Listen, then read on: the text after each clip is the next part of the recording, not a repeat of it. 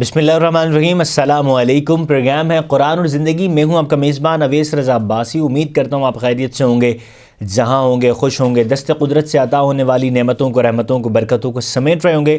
اور ناظرین کرام، یہ پروگرام آپ وینس IGT ٹی وی کی اسکرین پر جو ہے ملاحظہ کیا کرتے ہیں۔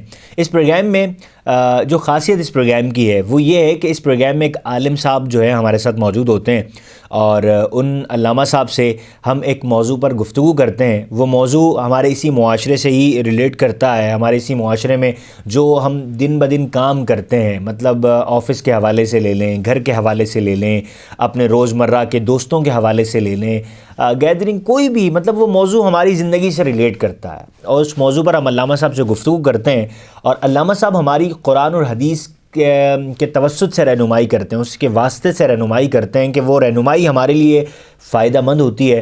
اور وہ فائدہ مند کیسے ہوتی ہے کہ ایک تو ہمیں زندگی گزارنے کا طریقہ ہمیں بہتر طریقے سے پتہ لگ جاتا ہے، کس طریقے سے زندگی ہمیں نے گزارنی ہے، اور اس کے ساتھ ساتھ پھر رہنمائی میں اور کیا فائدہ آگے ہمیں ہوتا ہے، وہ یہ ہوتا ہے کہ ہم یہ معلوم کر سکتے ہیں، یا ہمیں یہ معلوم ہو جاتا ہے کہ ہمیں آخرت میں اس کا اجر ملے گا یا نہیں ملے گا، اگر ملے گا تو کیا ملے گا اور کتنا ملے گا، اور آخرت کی زندگی ہم کیسے گزار سکتے ہیں، قبر میں کیا ہوگا ہمارے ساتھ، کیا نہیں ہوگا، محشر میں کیا ہوگا کیا نہیں ہوگا، کیونکہ ہر گناہ پر وعید لازم ہے، لازمی موجود ہے، اور ہر اچھے کام پر، ہر نیکی پر ثواب کی خوشخبری نوید لازمی موجود ہے۔ تو ناظرین کرام، آج کا جو ہمارا موضوع ہے وہ ہے دنیا سے محبت کے حوالے سے۔ انسان اس دنیا میں رہتا ہے، اس معاشرے میں رہتا ہے، اس کے ساتھ بہت سارے کام جو ہے منسوب ہوتے ہیں۔ وہ صبح اٹھتا ہے، کام کاج پہ جاتا ہے، گھر والوں کو دیکھتا ہے، مگر اسی کے ساتھ ساتھ وہ دین کی طرف بھی تھوڑا سا رغبت رکھتا ہے، نماز پڑھتا ہے، قرآن پڑھتا ہے، ماں باپ کے حقوق کو پورے کرنا، یہ تمام دینی کام ہے۔ مگر وہ حقوق پورے کیسے کرنے، وہ تمام چیزیں مہیا کیسے کرنی ہے، وہ انہیں اگر کوئی چیز چاہیے بازار سے خرید کے لا کے دینی ہے، تو یہ خرید کے لانا، یہ خرید و فروخت جو ہے یہ ایک دنیاوی کام ہے، مگر اس میں ایمانداری یہ دینی کام ہے۔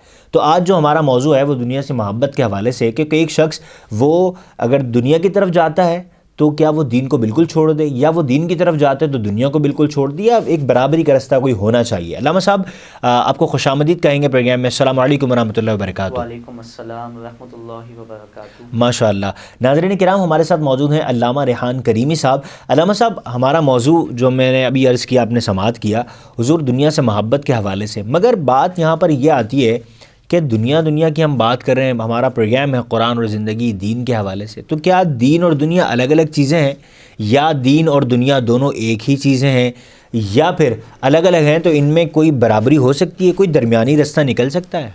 اعوذ باللہ من الشیطان الرجیم، بسم اللہ الرحمن الرحیم، الحمد للہ رب العالمین والعاقبۃ للمتقین والصلاۃ والسلام علی سید الانبیاء والمرسلین، اما بعد، فاعوذ باللہ من الشیطان الرجیم، بسم اللہ الرحمن الرحیم، قال اللہ تعالی وما الحیاۃ الدنیا الا متاع الغرور، صدق اللہ العظیم، صدق رسول النبی الکریم۔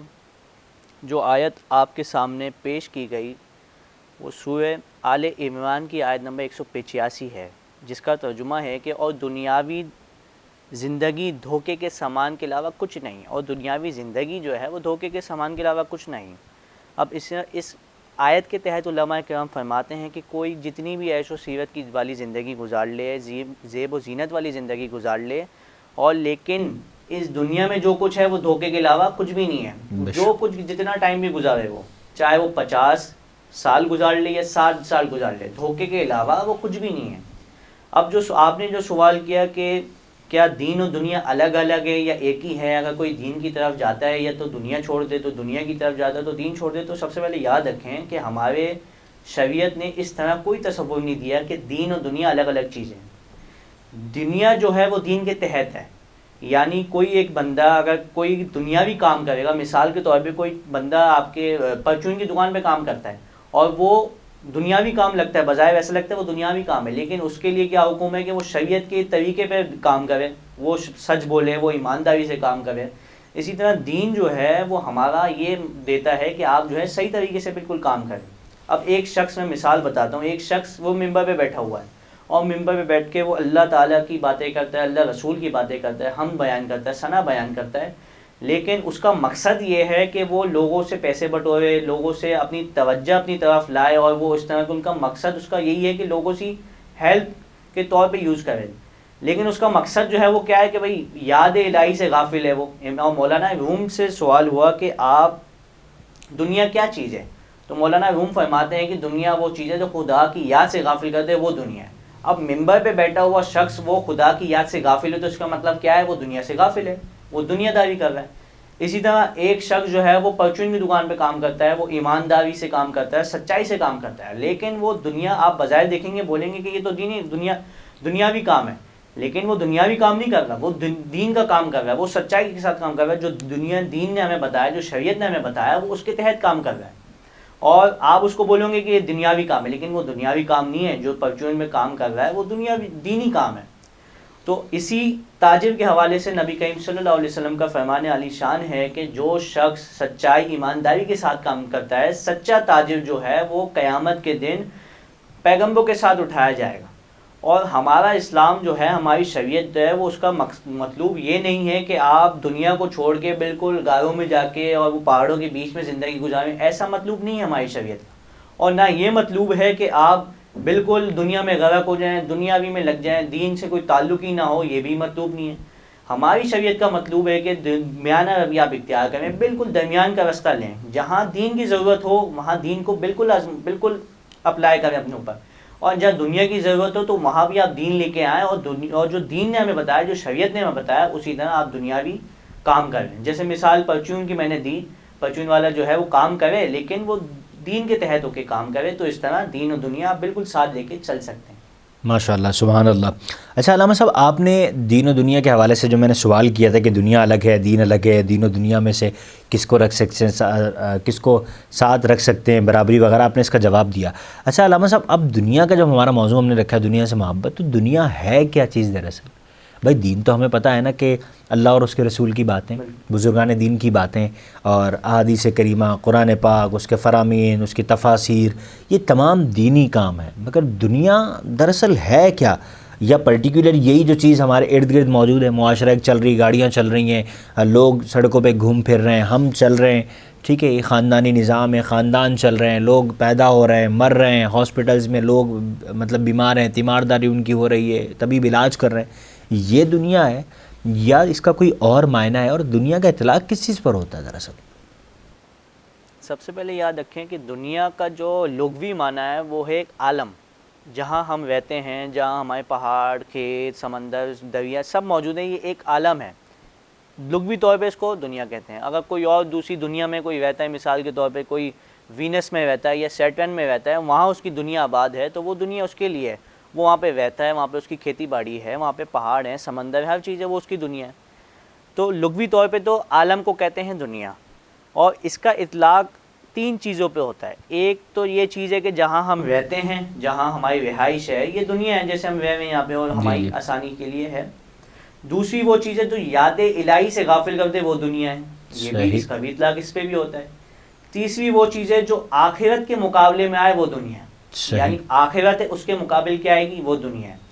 اب آخرت کے مقابلے میں جو دنیا آئے گی, ہماری جو شریعت بولتی ہے کہ جی آپ جو ہیں وہ یاد الہی سے غافل بھی نہ ہو سکتا ہے کہ آپ دنیا کے مقابلے, ہو سکتا ہے کہ آپ آخرت کے مقابلے میں جو دنیا ہے اس میں یاد الہی سے غافل ہوں یا نہ ہوں, لیکن ہماری شریعت جو ہے وہ کبھی یہ منع نہیں کرتی کہ آپ دنیا سے فائدہ نہ اٹھائیں. صحیح. ہمارے یہاں بعض لوگوں کو سنتے ہوئے دیکھیں گے کہ بھائی دنیا داری میں نہ لگو, آپ دنیا داری میں نہ لگو.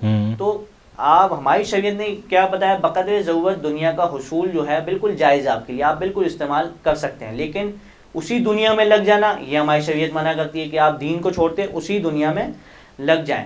یہ بھی یاد رکھیں یاد الہی جو ہے وہ کیا ہے, یاد الہی کا مطلب یہ ہے کہ یہ نہیں کہ آپ ذکر کرتے ہیں, رات بھر نمازیں وغیرہ پڑھیں اور ذکر کرنا بھول جائیں تو یہ یاد الہی. یاد الہی کا مطلب یہ ہے کہ آپ جو ہماری شریعت نے ہم پہ فرائض, واجبات, سنن, موقدہ جو ہم پہ لازم کیے ہیں, ہم اس کو چھوڑتے جائیں اور بس یاد الہی کرتے جائیں, اللہ اکبر پڑھتے جائیں, جو بھی کرتے جائیں. تو یہ یاد الہی اصل یہ ہے کہ آپ فرائض, واجبات چھوڑتے جائیں اور سنن, نوافل چھوڑتے جائیں. اسی طرح جو حرام کام ہے, مکروہ تحریمی کام ہے, آپ اس کو اپناتے جائیں, تو یہ یاد الہی سے غافل ہے. تو اس طرح یاد الہی جو ہوگی وہ دنیا داری میں آئے گی. صحیح. آپ نے علامہ صاحب دنیا کے حوالے سے بتا دیا, اور مطلب کن کن چیزوں پر اطلاق آتا ہے یہ بتایا. اچھا علامہ صاحب, اب دنیا کے حوالے سے جو آپ نے چیزیں بتا دی, باتیں بتا دی, کہ دنیا کے حوالے سے کوئی نوید ہے, خوشخبری ہے, یا وعید ہے؟ کیونکہ کوئی بھی اگر سامنے کوئی چیز موجود ہونا تو اس کے حوالے سے کہا جاتا ہے اس کا ایک پازیٹیو پہلو ہے، ایک نیگیٹو پہلو ہے. یہ تو آپ بھی بہتر جانتے ہیں. مطلب اگر یہ کپ ہے، یہ موبائل ہے، کیمرے ہیں، اس کو ایک پازیٹیو بھی ہے، نیگیٹو پہلے بھی. مطلب اس کو ایک انسان کیمرے کو پازیٹیو بھی یوز کر سکتا ہے، جس طرح ہم ایک اچھی چیز اس پہ یوز کر رہے ہیں. کچھ اس کو نیگیٹو یوز کرتے ہیں. کوئی کسی کے عیب جو ہے وہ ظاہر کرنے کے لیے کیمرے کا استعمال کرتا ہے، دیکھتا ہے بھائی وہ شخص جو ہے وہ عیب، مطلب اس کی کوئی غلطی ہے تو وہ اس کو کیپچر کرنا، بنانا ویڈیو، اس کو پھر وائرل کر دینا. اب بظاہر یہ غلط چیز ہے، کیونکہ اگر آپ کے مسلمان جو ہے کسی کا عیب چھپائے گا تو اللہ تعالیٰ قیامت کے دن اس کا عیب چھپائے گا. اگر وہ کسی کا عیب ظاہر کرے گا تو اللہ پاک اس کے عیب بھی ظاہر کرے گا. یہ روایت بھی موجود ہے. تو علامہ صاحب ہم بات کرتے ہیں پازیٹیو نیگیٹو کی، تو دنیا کے حوالے سے ہم بات کریں محبت کے، دنیا کی محبت کے حوالے سے خوشخبری بھی ملتی ہے یا وعیدات ملتی ہیں، یا پھر خالی جو ہے وہ وعیدات ہی ملی ہیں، خوشخبری نہیں ملی؟ مطلب کیا ہے اس حوالے سے تھوڑا سا بتا. دیکھیں ہماری شریعت نے جو ہے نا دنیا کے حوالے سے جو دیکھیں جس میں نقصان زیادہ ہوتا ہے نا اور فائدہ کم ہو تو شریعت ہماری وہی زیادہ بیان کرتی ہے. اب دنیا جو چیز ہے وہ اللہ تعالیٰ نے بھی اس کی حقارت اور جو کمائی ہے یعنی اس کی جو کمی ہے وہ بیان کی ہے. اللہ کے رسول نے بھی اس کی کمی بیان کی. اللہ تعالیٰ جس چیز کی مذمت خود اللہ تعالیٰ اور اس کے رسول کریں تو اس کی تباہی اور اس کی جو بربادی ہے وہ آپ سوچ سکتے ہیں کتنی ہوگی. اب ہم دیکھتے ہیں ہماری شریعت نے جو دنیا کی جو تباہی، ہماری شریعت نے دنیا کے حوالے سے ہمیں وعیدات سنائی ہیں، وہ خوشخبری والی نہیں ہے وعیدات کہ بھائی اس میں یہ چیزیں ہیں آپ اس کو آزماؤ، لیکن ہماری شریعت نے اس کے متعلق دنیا کے متعلق ہم وعیدات ہی سنائی ہیں. تو اسی طرح جو میں نے سب سے پہلے آیت آپ کے سامنے تلاوت کی کہ جو دنیا کی جو زندگی ہے وہ فقط دھوکہ دہی ہے، دنیا کی زندگی فقط دھوکہ دہی ہے، قرآن فرما رہا ہے. اسی طرح ایک حدیث پاک میں ہے، حضرت قتادہ بن نعمان سے مروی ہے، رسول اللہ صلی اللہ علیہ وسلم نے فرمایا اذا احب اللہ عبدا احمہ الدنیا کما یحمی احدکم مرید الماء، یعنی جب اللہ کسی بندے سے محبت فرماتا ہے تو اسے دنیا سے ایسے بچاتا ہے جیسے تم میں سے کوئی اپنے مریض کو پانی سے بچاتا ہے. اللہ تو یہ حدیث پاک موجود ہے بالکل. اسی طرح ایک اور حدیث پاک ہے جو بہت ہی مشہور ہے، حضرت ابو ہریرہ رضی اللہ تعالیٰ عنہ سے روایت فرمایا نبی کریم صلی اللہ علیہ وسلم نے الدنیا سجن المؤمن و جنت الکافری، یعنی دنیا مومن کے لیے قید خانہ اور کافر کے لیے مثل جنت ہے. تو اس طرح کی وعیدات موجود ہیں. اور جو یہاں پہ مومن کا ذکر ہے وہ مومن با کردار اور با عمل مومن کے موجود ہے کہ جو مومن عمل کرتا ہو، فرائض واجبات جو سنن ہیں وہ پورے کرتا ہو، وہ مومن بالکل اس کے متعلق فرمایا کہ اس کے لیے دنیا جو ہے قید خانہ ہے. اسی طرح آپ صلی اللہ علیہ وسلم کا ایک اور جگہ ارشاد ہے کہ لو کانت دنیا تعدل عند اللہ جناحا بعوضۃ ما سقا کافرا منها شربۃ ماء، یعنی اگر اللہ کی بارگاہ میں دنیا ایک ایسے مچھر کے پر کے برابر بھی ہوتی تو وہ کسی کافر کو اس میں سے ایک گھٹ پانی نہ دیتا. یعنی اللہ تعالیٰ کے نزدیک اگر کوئی دنیا کی جو اہمیت ہے وہ ایک مچھر کے پر کے برابر بھی ہوتی تو اللہ تعالیٰ اس میں کافروں کو ایک گھٹ پانی بھی نہ دیتا. تو اس کا کیا مطلب ہے؟ آج کل کے جو کافر ہیں وہ کہاں موجود ہیں اور ہم کہاں موجود ہیں. اسی طرح غور کریں آپ کہ اللہ تعالیٰ اور اس کے رسول نے اس قدر قلیل اور حقیر قرار دیا ہے، اس قدر قلیل اور حقیر قرار دیا، تو اس کے لیے ہم آخرت جیسی عظیم نعمت کو کیسے چھوڑ سکتے ہیں؟ کوئی سمجھدار، کوئی نا سمجھ ہی ہوگا جو اس طرح کام کرے کہ اللہ تعالیٰ نے فرما دیا کہ جو بھی چیز ہے دنیا میں وہ بالکل دھوکہ دہی ہے، لیکن پھر بھی ہم اس کے پیچھے بھاگیں تو یہ سمجھدار کا کام تو نہیں ہے کہ وہ اس کے پیچھے بھاگے. صحیح علامہ صاحب، بالکل آپ نے درست فرمایا. علامہ صاحب ایک سوال میرا آپ سے اور یہ ہے، وہ یہ کہ اب دنیا کے اندر جب انسان زندگی گزار رہا ہوتا ہے تو اب اس کا مطلب یہ تو نہیں ہے نا کہ وہ کسی چیز کو چھوڑ دے، کسی کو اختیار کر لے. اگر وہ مثال ہے کہ ایک چیز کو بالکل ہی چھوڑ دے گا، جیسے وہ ایک امام مسجد کی ہم مثال لے لیں. اب ایک امام مسجد جو ہے وہ نماز پڑھاتے ہیں، بچوں کو قرآن پڑھاتے ہیں، گھروں میں جا کے ٹیوشنز پڑھاتے ہیں قرآن پاک کی، پھر اس کے علاوہ دور اس طریقے سے چل رہا ہے، امام صاحبان کو دیکھتے ہیں وہ نکاح پڑھانے چلے جاتے ہیں. یہ جو ایک امام صاحب کی جو زندگی ہوتی ہے، یہی کچھ ان کے دو چنیدہ کام ہے، 2-3 وہ کرتے ہیں. اب وہ کیا ان کو ہی صرف زندگی گزارے، اس پر زندگی بسر کر سکتا ہے، دنیا کو بالکل چھوڑ دے، جیسے کاروبار نہ کرے بالکل؟ اور ہمارے معاشرے میں ایک اور بھی چیز، ایک المیہ قائم ہے کہ اگر کوئی امام مسجد یا کوئی دیندار شخص کوئی کاروبار کرتا ہے تو اس پر عرف میں، عوام میں بڑا ایک سوال اٹھایا جاتا ہے کہ جناب اس کے پاس پیسہ کہاں سے آیا؟ پیسہ آنے کی بہت ساری وجوہات ہوتی ہیں، جیسے کوئی موروثی طور پر کسی کو پیسہ وراثت میں مل جاتا ہے. کچھ بیچارے تھوڑا تھوڑا کر کے کاروبار کرتے ہیں. ضروری کوئی ہے کہ جو شخص دین والا نہیں ہے وہی کاروبار کرے گا, وہی نفع کما سکتا ہے, وہی بلڈنگ بنا سکتا ہے, وہی عمارت کھڑی کر سکتا ہے, وہی فیکٹری بنا سکتا ہے؟ نہیں, ایسا تو نہیں ہے. ایک امام مسجد بھی اگر اپنی سیلری میں سے کچھ تھوڑا بہت بچا لے تو وہ ہو سکتا ہے بچانے کے بعد گھر کچھ کمیٹی ڈال لے, وہ اس سے کچھ اپنے کوئی چیز خرید لے, کوئی کاروبار چھوٹا موٹا کرنا شروع کر دے اور اللہ پاک اس کے کاروبار میں برکت دے, وہ کامیاب ہوتا چلا جائے. تو اب آپ یہ بتائیے کہ مطلب کہ بالکل چھوڑ دینا یہ ضروری ہے یا کچھ اختیار کرنا بھی ضروری ہے؟ دیکھیں, ہماری شریعت نے جو ہمیں بتایا کہ بالکل ہی جیسے میں نے شروع میں بتایا کہ ترک دنیا بھی مطلوب نہیں ہے اور غرق دنیا بھی مطلوب نہیں ہے کہ آپ اس میں بالکل ہی غرق ہو جائیں, دنیا میں ہی لگے ہوئے, یہ بھی مطلوب نہیں ہے. ترک دنیا بھی مطلوب نہیں ہے کہ آپ پہاڑوں میں جا کے زندگی گزاریں, یہ بھی مطلوب نہیں ہے. مطلوب یہ ہے کہ میانہ روی کے ساتھ درمیانہ راستہ اختیار کیا جائے کہ جہاں دنیا کی ضرورت ہو بقدر ضرورت اس کو استعمال کریں تو یہ مباح ہے بالکل. اب دیکھیں, ہماری شریعت نے جو کسی ایک مثال کے طور پہ ایک چیز ہے اس کو زیادہ فضائل اس کے بیان کیے گئے ہیں, بالکل زیادہ حدیث اس کے متعلق ہیں, اور دوسری ایسی چیز جس کے متعلق مذمتیں بیان کی گئی ہیں. اب سمجھدار شخص کون ہوگا کہ جس کی خوشخبریاں بیان کی گئی ہوں گی اس کی طرف جائے, جنت کی طرف جائے گا, وہ جنت کی طرف وہی جائے گا. اب ہمارے میں ایک مثال سے سمجھاتا ہوں. ہمارا ہوتا کیا ہے کہ ایک شخص ہے, ایک شخص نے آپ کو دیا کہ بھائی 1 کلو سونا رکھ دیا آپ کے سامنے اور 10 کلو لوہا رکھ دیا آپ کے سامنے. اب سمجھدار شخص کون ہوگا, وہ کیا اٹھائے گا؟ وہ اٹھائے گا سونا. 1 کلو سونا ہے, کم ہے, لیکن قیمت میں اور اس کے اعتبار سے اس کے فضائل نہیں کہنے چاہیے, اس کے فضائل قیمت کے اعتبار سے, اس کی مہنگی ہونے کے اعتبار سے ویلیو جو ہے اس کی زیادہ ہے, اس کی بہت زیادہ ہے. صحیح. لیکن جہاں 10 کلو ہے وہ بہت زیادہ بھی ہے, ہو سکتا ہے بکے تو آپ کے 4 چاند لگ جائیں. تو اسی طرح اللہ تعالیٰ نے ہمیں اسی طرح جنت اور اسی طرح ہمیں دنیا اور دین بھی دیا ہے کہ دین میں جب آپ آئیں گے تو اس کی اہمیت تو بہت زیادہ ہے.